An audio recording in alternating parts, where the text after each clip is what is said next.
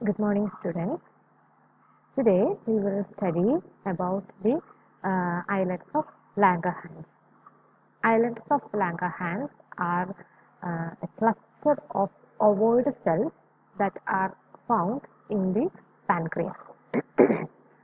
So we were discussing about the endocrine gland, and we have already discussed that pancreas is an exocrine and an endocrine gland.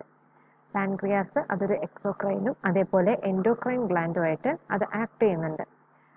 Actually it's exocrine function mainly depends on the normal functioning of our digestive system. നമ്മുടെ digestive സിസ്റ്റത്തിന് ആവശ്യമായിട്ടുള്ള enzymes produce ചെയ്യുന്നത് pancreas ആണ്. അപ്പോൾ digestive സിസ്റ്റത്തിൻ്റെ ഫങ്ഷന് വേണ്ടിയിട്ട് ഉള്ള enzymes produce ചെയ്യുന്നതൊക്കെ എക്സോക്രൈൻ ഫോമിലാണ്. അതായത് എക്സോക്രൈൻ ഗ്ലാൻഡിൻ്റെയും എൻഡോക്രൈൻ ഗ്ലാൻഡിൻ്റെയും വ്യത്യാസം എന്താണെന്ന് വെച്ചാൽ exocrine glands are called the duct glands while endocrine glands are ductless glands. അപ്പോൾ ഒരു സ്റ്റോറേജ് ഏരിയ അല്ലെങ്കിൽ ഒരു ഡക്റ്റ് അത് ഇല്ലാത്ത ഗ്ലാൻഡുകളെയാണ് നമ്മൾ എൻഡോക്രൈൻ ഗ്ലാൻഡ്സ് എന്ന് പറയുന്നത്. Exocrine glands are duct glands or ducted glands. അപ്പോൾ for example insulin, glucagon, somatostatin ഇതൊക്കെ എന്താണ് എൻഡോക്രൈൻ ഗ്ലാൻഡ്സ് ആണ്. They are ductless. ഇത് ഡയറക്റ്റ്ലി ബ്ലഡുമായിട്ട് അസോസിയേറ്റ് ചെയ്തിട്ടാണ് ഇതിൻ്റെ റിലീസൊക്കെ. അതായത് ഇതിന് ഡക്റ്റ് വഴി അല്ലെങ്കിൽ ഏതെങ്കിലും ഒരു പാത്ത് വഴിയല്ല അതിൻ്റെ ഫങ്ഷൻ പ്ലേ ചെയ്യുന്നത്. It directly moves towards the blood vessels. Okay, അപ്പോൾ അതിനാണ് നമ്മൾ ductless gland and ducted glands എന്ന് പറയുന്നത്, അല്ലെങ്കിൽ എക്സോക്രൈൻ എൻഡോക്രൈൻ ഗ്ലാൻഡ് എന്ന് പറയുന്നത്.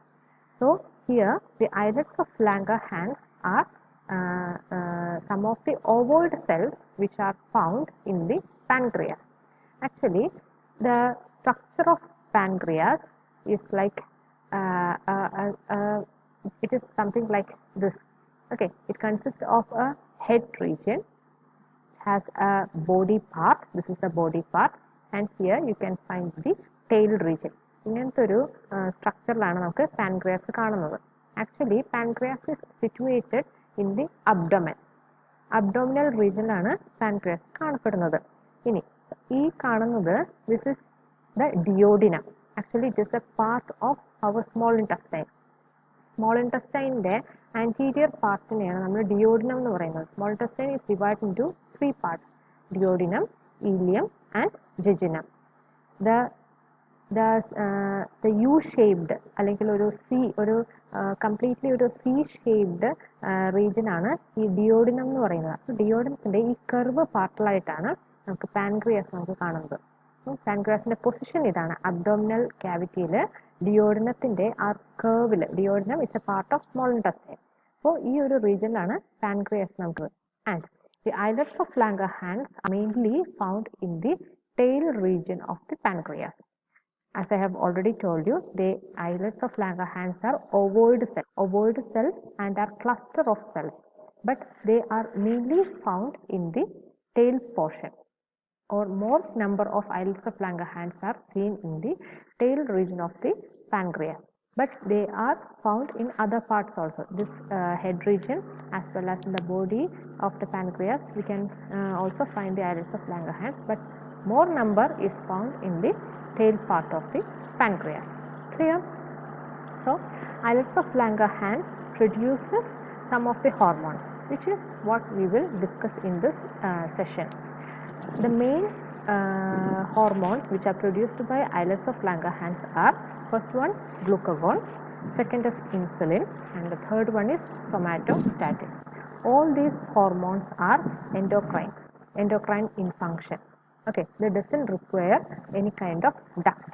Okay, they are released towards the bloodstream. Okay, hence they are called endocrine. So islets of Langerhans secretes 3 hormones: glucagon, second insulin, and third one is somatostatin. The function of the glucagon is exactly antagonistic to the function of insulin. അതായത് ഗ്ലൂക്കഗോണും ഇൻസുലിനും അതിൻ്റെ function രണ്ടും opposite ആണ്. ഗ്ലൂക്കഗോണിന്റെ function എന്താണോ അതിന്റെ just opposite ആണ് ഇൻസുലിന്റെ function. Okay, so while studying you have to clearly understand and you have to study, otherwise you may confuse. Okay, so the islets of Langerhans also secrete growth hormones, or it stimulates the secretion of growth hormones. We have studied that pituitary gland, our master gland, that is pituitary gland, produces growth hormones, and the stimulation of the growth hormones is increased by the secretions of islets of Langerhans. That is, it also stimulates the secretion of growth hormones from the pituitary gland. Clear? It also stimulates the secretion of growth hormones. Next is the glucagon. Next, next there is a point. Mainly in the pancreas, there are 4 types of cells. Okay, alpha cells, beta cells, then delta cells, and F cells, or we will call it as A cell, B cell, D cell, and F cells.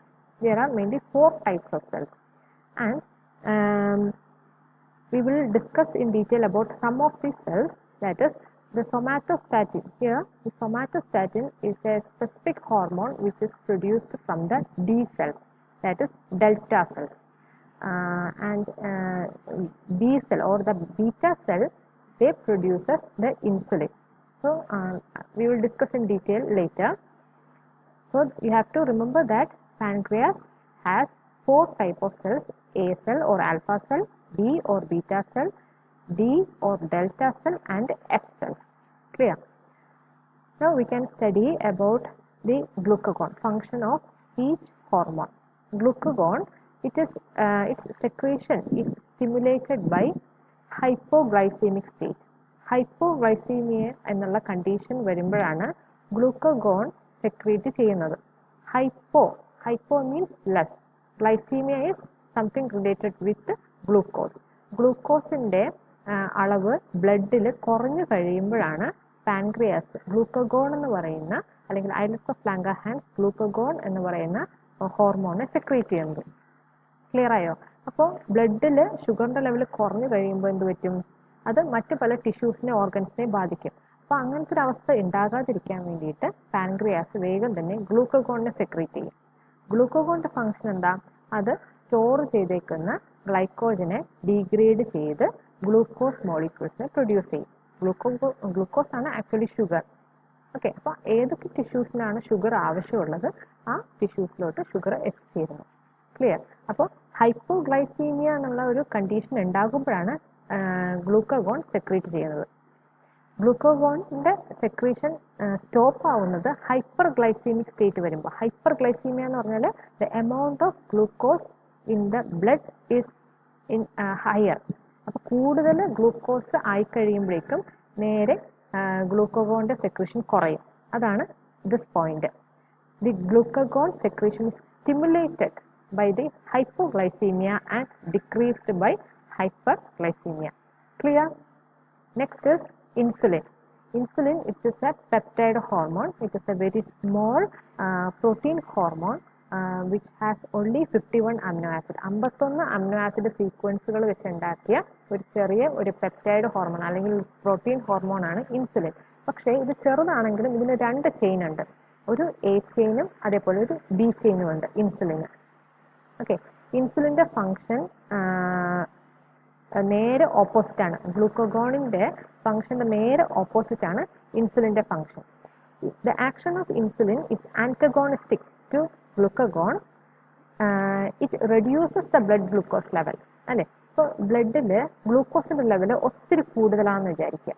ആ സമയത്ത് പാൻക്രിയാസിലുള്ള islets of Langerhans എന്ത് produce ചെയ്യും? ഇൻസുലിനെ produce ചെയ്യും. ഇൻസുലിന്റെ main function ബ്ലഡിൽ glucose level കൂടുതലാണെന്ന് അറിഞ്ഞു കഴിഞ്ഞാൽ വേഗം തന്നെ ഗ്ലൂക്കോസിന്റെ അളവ് കുറയ്ക്കുകയും ഉള്ള ഗ്ലൂക്കോസിനെ കൺവേർട്ട് ചെയ്ത് ഗ്ലൈക്കോജൻ ആയിട്ട് സ്റ്റോർ ചെയ്യുകയാണ് ചെയ്യുന്നത്, ലിവറിലും അതേപോലെ മസിലിലും. അതാണ് ഇൻസുലിന്റെ ഫംഗ്ഷൻ. അതായത് ടിഷ്യൂസിലോട്ട് അല്ലെങ്കിൽ സെല്ല് കൂടുതലായിട്ടും ഈ ഗ്ലൂക്കോസിനെ റീ അപ്ടേക്ക് ചെയ്യപ്പെടുക ചെയ്യുന്നത്. ഇൻസുലിന്റെ സെക്രീഷൻ കൊണ്ട് അതാ മെയിൻ ഫംഗ്ഷൻ. ഇൻസുലിൻ എപ്പോഴാണ് സെക്രീറ്റ് ചെയ്യുന്നത്? ബ്ലഡിൽ ഗ്ലൂക്കോസിന്റെ അളവ് ഒത്തിരി കൂടുതലായി കഴിയുമ്പോൾ ഇൻസുലിൻ സെക്രീറ്റ് ചെയ്യുന്നു. ഇൻസുലിൻ ബ്ലഡിലുള്ള ഗ്ലൂക്കോസ് ലെവൽ കുറയ്ക്കുന്നു. എങ്ങനെ? അത് ഗ്ലൂക്കോസിനെ കൺവേർട്ട് ചെയ്ത് ഗ്ലൈക്കോജനായിട്ട് കൺവേർട്ട് ചെയ്ത് ലിവറിലും അതേപോലെ മസിലിലും സ്റ്റോർ ചെയ്യുന്നു. Clear? The action of insulin is antagonistic to glucagon. That is, it reduces the blood glucose level and it helps in the transport of glucose into the cells. In the cell, it accelerates the phosphorylation of glucose to form glucose 6-phosphate. ഇതൊരു storage molecule ഫോസ്ഫോറിലേഷന് കാരണമാക്കുന്നു. Glucose ബ്ലഡിലുള്ള ഗ്ലൂക്കോസിനെ സെല്ലുകൾ reuptake ചെയ്ത് അത് സെല്ലിനകത്ത് വെച്ച് glucose 6-phosphate ആയിട്ട് convert ചെയ്യുന്നു. Next, another important point is it is considered as a hormone of abundance. There can be a question, which hormone is considered as the hormone of abundance? That is insulin. Insulin is considered as the hormone of abundance. Next hormone is somatostatin. Somatostatin is the third endocrine hormone which are found in the D cell. Clear? D cell. As I have already told you, pancreas possesses 4 types of cells: A, B, D and F. Okay, D means delta cell. So somatostatin is found in the D cell and it inhibits the secretion of insulin and glucagon. That is, the function of the insulin and the function of glucagon can be stopped with the help of somatostatin. Okay, it has an inhibitory function. Clear? Next, we will discuss about the disorders. You have heard about the sugar disease or sugar patients കണ്ടിട്ടുണ്ടാകും. അവരുടെ condition എന്താണെന്ന് നിങ്ങൾക്ക് അറിയായിരിക്കും. Sugar എന്ന് പറയുന്ന അസുഖത്തിനെ പറയുന്നത് diabetes mellitus എന്നാണ്. ഇതുണ്ടാവുന്നതിനുള്ള ഒരു റീസൺ പല കാരണങ്ങളുണ്ട്. അതിനകത്ത് ഒരു reason can be due to the deficiency of insulin. പാൻക്രിയാസിന്റെ നോർമൽ ഫങ്ഷനിങ് ഇല്ലാത്ത സമയത്ത് അല്ലെങ്കിൽ ഇൻസുലിൻ സെക്രീറ്റ് ചെയ്യുന്ന ബീറ്റാ സെൽസിന്റെ നമ്പർ കുറഞ്ഞു പോകുമ്പോഴോ അല്ലെങ്കിൽ അതിന്റെ ഫങ്ഷനിങ്ങിന് എന്തെങ്കിലും ഒരു മാൽഫോർമേഷൻ അല്ലെങ്കിൽ എന്തെങ്കിലും ഒരു തകരാറ് സംഭവിക്കുമ്പോഴാണ് ഈ ഒരു കണ്ടീഷൻ ഉണ്ടാകുന്നത്. ഡയബറ്റിസ് മെലിറ്റസ് എന്ന് പറയുന്ന കണ്ടീഷൻ ഉണ്ടാകുന്നത്. അതായത് ഇൻസുലിൻ കറക്റ്റായിട്ട് പ്രൊഡ്യൂസ് ചെയ്യാത്ത അവസ്ഥ. ആ സമയത്ത് എന്ത് പറ്റും? ബ്ലഡിൽ ഗ്ലൂക്കോസിന്റെ അളവ് നിയന്ത്രിക്കാൻ പറ്റത്തില്ല. ഇൻസുലിൻ ഇല്ലെങ്കിൽ ബ്ലഡിൽ ഗ്ലൂക്കോസിന്റെ അളവ് കൂടിക്കൊണ്ടേയിരിക്കും.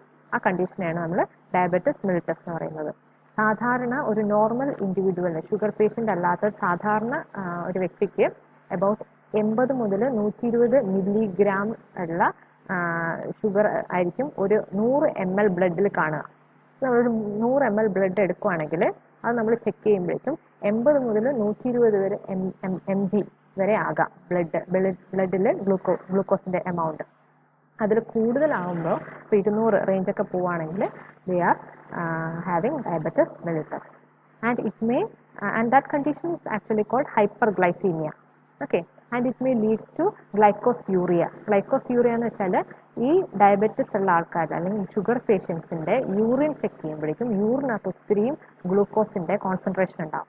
Okay, and that condition is called glycosuria. The excess glucose in the blood is excreted through urine. It is called glycosuria. Okay, ഇനി ഇതിന്റെ നേരെ ഓപ്പോസിറ്റ് കണ്ടീഷനും ആകാം. ഇൻസുലിൻ ഒത്തിരി പ്രൊഡ്യൂസ് ചെയ്ത് കഴിഞ്ഞാലും അതും ഒരു ഡിസോർഡറാണ്. And that condition is called hypoglycemia. Hypoglycemia എന്ന് പറഞ്ഞാൽ ബ്ലഡിൽ ഷുഗറിന്റെ ലെവൽ വളരെ കുറഞ്ഞു പോകുന്ന അവസ്ഥ. ഒത്തിരി ഇൻസുലിൻ പ്രൊഡ്യൂസ് ചെയ്ത് കഴിയുമ്പോഴേക്കും എന്ത് പറ്റും? ബ്ലഡിനകത്തുള്ള എല്ലാ ഗ്ലൂക്കോസിനെയും കൺവേർട്ട് ചെയ്ത് ഗ്ലൈക്കോജനായിട്ട് സ്റ്റോർ ചെയ്യും. ബ്ലഡിൽ ഗ്ലൂക്കോസിനൊന്നും ഉണ്ടാവത്തില്ല. അങ്ങനെ വരുമ്പോഴേക്കും ബാക്കിയുള്ള ടിഷ്യൂസിനൊക്കെ അഫക്റ്റ് ചെയ്യും. നമ്മുടെ ബ്രെയിന്, അതേപോലെ മസില്, മറ്റു പല ടിഷ്യൂസിനൊക്കെ അത് അഫക്റ്റ് ചെയ്യും. And that is also A very dangerous situation. Okay, that is hypoglycemia. Oversecretion of insulin leads to hypoglycemia. Then carbohydrate reserve in neural tissues lower and normal function is affected. At lower plasma glucose level, the so-called neuroglycopenic symptoms like hunger, confusion, etc. may also appear. This is also another condition. അതായത് ബ്ലഡിൽ ഗ്ലൂക്കോസിന്റെ അളവ് കുറഞ്ഞു കഴിയുമ്പോഴേക്കും ന്യൂറോഗ്ലൈക്കോപീനിക് symptoms ഉണ്ടാകും. ഭയങ്കര വിശപ്പുണ്ടാകും, mental confusions വരെ ഉണ്ടാകാൻ chance ഉണ്ട്. So that's all about this topic. Islets of Langerhans. Thank you.